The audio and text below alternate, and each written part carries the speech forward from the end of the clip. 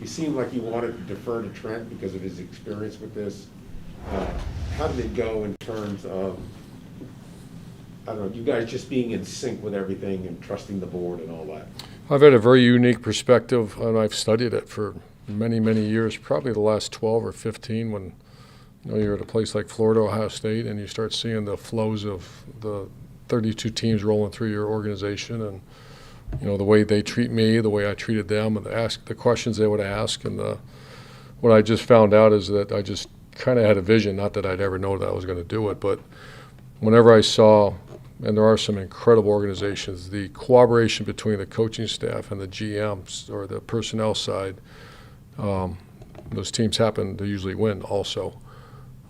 When I see the other, whether it's a disjointed, dysfunctional, so I just, I can't imagine it going better. I've asked some of my veteran coaches that, actually today I said I'm going to have these guys do a full evaluation of from end of season report to free agency to the NFL draft. We call it talent acquisition. I want to know exactly what their thoughts are because I don't want to have a place that, well, I wish you would have done it that way. Well, tell me so we can maybe make it better. I've always done that at the college level, but so far the responses I'm getting back from our veteran coaches, that's as good as they've been around, and that is the cooperation between both sides of the building. As a follow-up, how concerned are you at this point about a tight end position that seems to be very limited in terms of pass catchers? Yeah, there's some great quality. Quantity wasn't there in the draft this year, and that whole, that's a concern right now. And that's the one area that I feel like we felt the same about defensive tackle. We just didn't quite hit that, and then we got Jay Tufele when we picked him. The tight end position was, you're staring at that board and the horizontal piece, and we just didn't hit it today. How did that play out? Were you at his workout? Say that again. How did Tebow come be trying out for you, working out? How did that come about? And did you talk to him previously about going back to the league as a tight end? Is this a favor to him? And how realistic is that possibility? Tim and I have talked about when he was a quarterback in the NFL, that was a big topic. I was so busy I couldn't give him the time. And what do you think? What do you think? And I didn't know. I was too busy to even think it through. I know that playing a position in the National Football League without, that's a long shot. And that was both of our, this is years ago. And then how did it happen this time? We had a conversation. He worked out with our tight end coach. I stopped by, did not stay for the whole workout. And then our focus went to the NFL draft. We're going to revisit it here in the near future. That's how that all happened. Do you feel like you owe it to him because of your relationship to be the first guy to give him a shot? I have one job, and that's to win games at the Jacksonville Jaguars. If Tim Tebow or Travis Etienne can help us win, then that's my job to get him ready to go play. So that decision is certainly not made yet. Coach Luke said that he's gotten 2 really good phone calls from you. Who's that? Luke said he's gotten 2 really good Farrell? phone calls from you. He talked about when you called his coach's office when he was a sophomore to offer him, and he was a little bit tongue-tied at that point. And then today, he was tongue-tied today too. Put his mom and dad on. Talk about his relationship with him that goes back awful long time. Well, he's from my hometown. He's from right outside my hometown, so his peoples are my people. So I know those. I mean, those are all wonderful people in that area, Perry, Ohio. So I love Luke. I love his family. He is a +2 mentality all the way. He is a worker, a grinder, and to see him where he is at from where he came. He's brilliant, by the way, and he's tough. He's not the pass-catching tight end, but, one way to also help a young quarterback is to have and this is always, if you ever looked at our young quarterbacks when they would play, the number one way to help a young quarterback is have a successful run game. Not be a one-dimensional, let the defensive ends in this NFL come taking swings at you every down. So that's why we took Chris Manhertz, and that's why we took Luke Farrell, to be creative in some of the run game formations. That's why we have Carlos Hyde added to James Robinson. So, Jay Tufele told us how when he was a recruit, you told him how you thought you were going to get him. How does it feel now to actually get him on your squad? I'm going to break him in half when he gets here. So for not coming to Ohio State. Jay is great. Jay's from Utah. Obviously, I know those people out there as well. And I love Jay. I always have. And he is a guy that I think we're going to get a lot out of him. I know the D-line coach, Tosh, and I told that to him. I said, having someone believe in you has got to be the greatest feeling in the world. And Tosh believes in him. Was it a surprise to see him sitting there that day? It was, yeah, it was. And we did it, we dove. I talked to the D coordinator and we talked to the head coach. We know Jay Tufele. So it was, that was one of those ones you saw him sitting there, and that's when we jumped at it. Jerry, Luke, Tyson, several of them have all mentioned having history with you when you recruited them, and a time when you couldn't really interact with them during this process. How much did you lean back on what you knew about guys from recruiting? Most of them I have, and I don't know how I wing. We did, because people change, and I keep emphasizing that, and you guys know, the Jaguars better probably than I do. Not now, because I know these players now, but there's a excellent core of of players here. When I say excellent, you cannot have asked one more than, you're talking about Miles Jack, Josh Allen, and some of those guys. You can't, Andrew Norwell, and they've done everything I've asked them to do, and I kind of like where we're at with that group. So I just want to make sure that everybody realizes that. What was the sense of urgency you guys had to go get the Jordan Smith? Obviously, you traded up. What sort of traits did you see out of him as a pass rusher? Yeah, that was the one area that we did not. We have a need list, and we saw him sitting there, and that was one of my first experiences. What if we lose him? Because we did. We lost probably. Everybody does. You see that guy. I saw Baron Browning sitting right there the night before, and I'm like, we got the next pick. Can we? Boom, he's gone. I really wanted him, but so we're sitting there, and we had our defense coordinator sitting with us, and here's a very raw, talented guy that can rush a passer. Very raw. You got a long way to go, but that's why we did it. Where do you guys see him fitting into the defense? He'll be a rush. He'll have to earn that spot and get beyond Josh Allen, somewhere behind him. Urban, looking at your wide receiving core as it stands today, I'm just curious, where does Colin Johnson fit into this offense? Oh, he's right in the middle of it. He's had a very good offseason. I know he had a little hamstring. He's still not full speed, I don't think, but he's been great. He's been here the whole time, and he's been a guy that's I've known him since his Texas days, and he's got to play bigger than he did last year, and he's getting stronger. But no, he's right in the middle of this thing.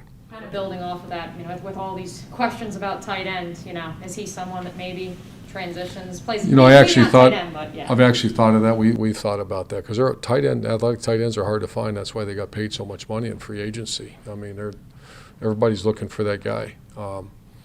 I just don't think he's got, some guys are, Laviska's a bigger, thicker guy.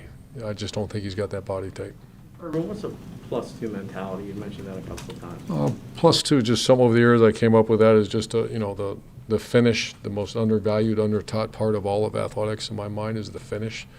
And so we ask you to go 10, go 12. We ask you to get 5 reps, no, give us 7. It's just a way of thinking. What's the difference between a pressure and a sack fumble? It's the relentless finish of a player. What's the difference between a ball getting downed on the 1-yard line instead of rolling as an end zone as a touchback? You guys see it as well as I do. It's the guy that doesn't quite finish. And so that's just something, and it's also an expectation of us, like a trainer. How's a trainer, what's the weight room hours whenever you want them? That's a +2 mentality. What's the training staff? There's a rule that if an athlete walks in the training room, and if I ever see a trainer in the office, that trainer won't be here very long because you're a +2 mentality for the athlete. So whatever, the answer is always yes for our players, and that's +2. Give them whatever you need. What was it about Jalen Camp and his measurables that stood out to you guys? I'm sorry? Oh, at the end, yeah. Georgia Tech guy that our receiver coach came down. We're right near the end. We're still a couple short. And he's a guy that we studied. I did not study him as much as Sanjay did and our scouting staff. And he's looked at his measurable. He's a big, fast guy that we had a great call with, and we look forward to working with him. I know you guys have been focused on the NFL draft, obviously, but with the deadline coming up next week, have you guys made a decision on Taven Bryan, 5th-year option? I don't know that yet. Looking at Taven Bryant? Yeah, Taven Bryan. We want him here. undrafted free agency coming up. It's a little bit different from the draft. It's a little bit more like recruiting. Does that play a little bit more to your strengths? You know, we already started a little bit of that today, recruiting their agents as well. That's new to me. Maybe. Let me see. The third uncles, I guess, I've recruited over the years, but that's going on as we speak, and you know, that is fairly new to me, but that's something I'm used to. Now that it's over, are you exhausted mentally? Did it go the way you thought it would? I mean, like, what was the experience like, or will you need a couple more days to kind of sit there and go, okay, decompress and figure out the way it went?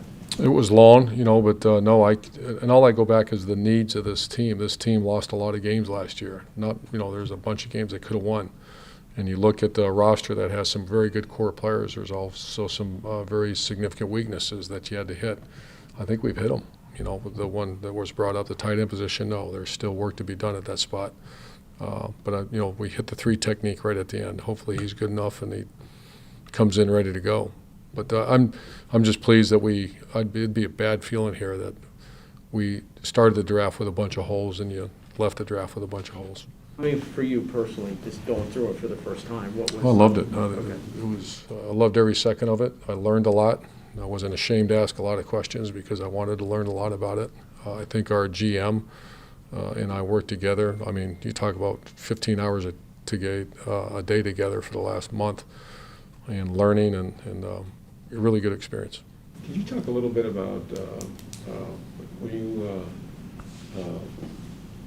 look at the whole draft process? Is it now that you go into next year? I mean, will you have a whole completely different mentality, outlook on it in 2022 than you did this year? Just the experience factor will be different, you know, I think, and well, plus we'll have a little bit more of a head start than we had this year. You know, it was kind of, I still don't know our scouts. You know, that's going to be important. At some point, we're going to all get together, but we didn't have time. Time was of the essence, and the scouts certainly didn't have time to come back and see me. They were doing their jobs. So that part of it will be completely different, the relationship with the scouting department. As a follow-up, Trent said last night that after the drafting of Tyson, you know, they wanted cornerback defenders across the board that were 6 foot, talked about length, speed, the whole 9 yards. Others might look at that and raise some eyebrows about, is there anything wrong with CJ? And, you know, Trent said, no, he'll, you know, once he gets healthy, everything will be fine. But can you understand how, you know, so much invested, first rounder, second rounder, $44 million in Shaquille Griffin, how people wonder that, is this an insurance policy for CJ by drafting Tyson? It is, but it's, no, I wouldn't say insurance policy. It's an insurance policy, the fact that guys get dinged up at that position. You know, last year was a tough year for us. We had a lot of injuries back there. But it's also the thing Tyson Campbell gave us flexibility of something other than, he was a safety in high school, and he's a very physical player, great blitzer. Those are all the qualities of a nickel. So, you know, have a guy that they're very hard to find. You know, I go back to the Florida days, a Will Hill or you know, a Maud Black, but they're hard to find. The guys that can go inside and outside. And that's the reason that when we saw him sitting there, I didn't know he'd make it there. We were worried he'd be gone before that. Coach, is there a pretty high ceiling for Jalen Camp? Because he started high school football kind of late. Then they were transitioning Georgia Tech from the option to an offense where a wide receiver can get some at-bats. And with his measurables and everything, do you think they're just scratching the surface maybe with what he can do? You know, I asked that exact same question about an hour ago. Because to say that I'm that familiar with him, I'm not. But you look at his, and there's a system we use, and they put him on the screen. I'm looking at the size of this guy, the speed of this guy, athleticism of the guy. And I asked that same exact question. The answer was back to me, there's an incredibly high ceiling for everything that you just said. It was almost verbatim what came back to me, a transition from wishbone to spread offense, and a developed guy that's still not exactly there yet. Coach, you said about a week ago that you wanted to get some instant impact players, and obviously you got that in the first round. You feel you got that caliber of player from, say, round 2 through 6 to 7?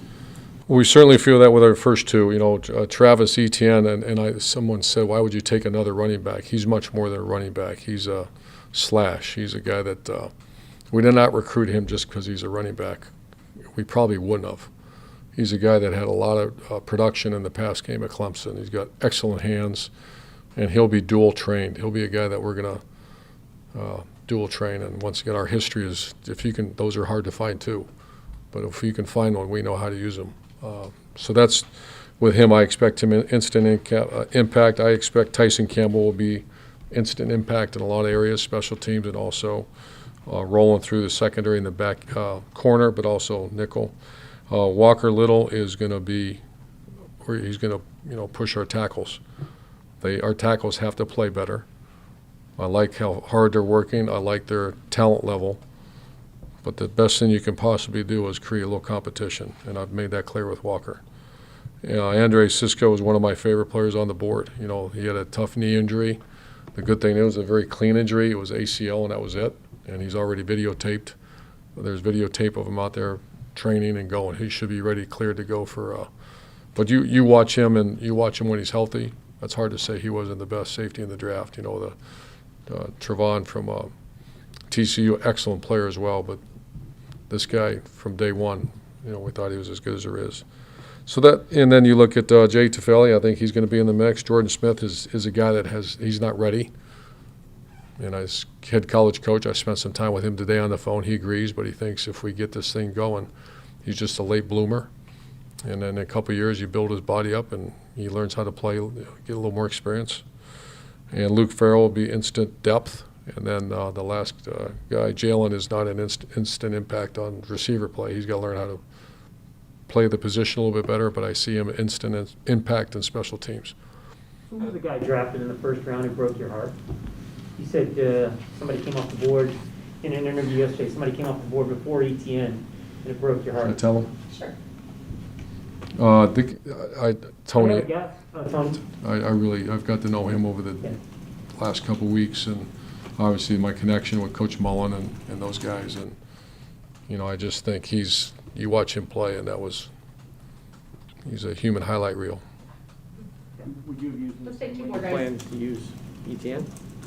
Pretty much. We talked about that. He can't really run the ball. Is Walker, you mentioned competition for the tackles. Is he a player you feel comfortable with at right tackle just as much as that left tackle? Walker's unique. He's hadn't played in 2 years. That's a David Shaw call. That's a going back doing that. That was a lot of work because you usually push play. There is no play. We had two players opt out, and that concerns people. Ask me that question: why would you? Does that bother you? And it does a little bit, but everybody's got their own reason for doing things. But the Pac-12, if you remember, they canceled football. It was done. It was done. I mean, done for quite a while. So and we talked about it with the players. So those two, Jay and Walker, they haven't played in a minute. What was it about Walker that made you so confident in taking him, considering that? He makes the pass sets look very easy. Players that make the hard look easy. That was Trent and I noticed that, and Coach Warhop. And we still see some development there. We haven't seen his ceiling yet. Thank you. Thanks, guys. Appreciate it.